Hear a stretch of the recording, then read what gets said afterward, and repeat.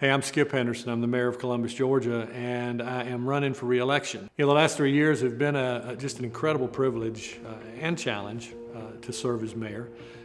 But I've had an opportunity to work with just some incredible people.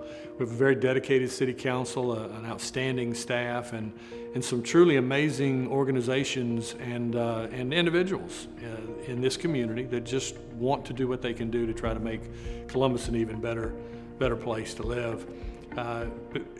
Together, we have faced some challenges that have been kind of unprecedented, that we've never really had to deal with in Columbus before. We've dealt with a global pandemic. We've dealt with social and unrest.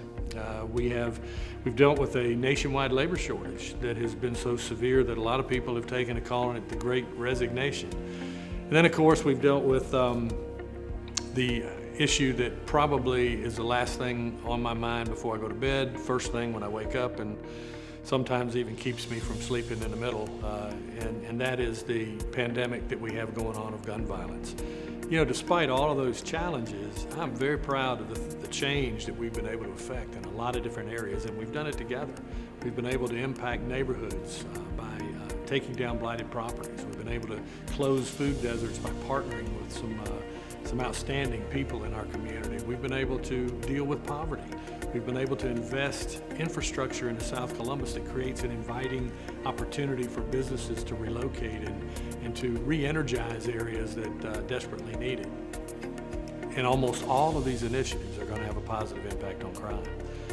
We spend a lot of money on programs and trying to make sure that the young people have some other activities besides running on the streets. But prevention, while we believe that's the long-term approach, we also understand that the law enforcement is a big part of it too. Because if these young people make a decision to continue to engage in criminal activity or commit violent acts, we're going to get them. We're going to utilize the gang intelligence unit. We've got the cavalry we can call in from Atlanta. But the bottom line is, for the most part, we know who they are. And we'll make cases against them. We've spoken with the DA, and she's on board. We're going to put them away. 3 years ago, when I was running for mayor, I suggested to you that it would be an asset to have experience. Turns out that it's not just an asset, it was a critical necessity.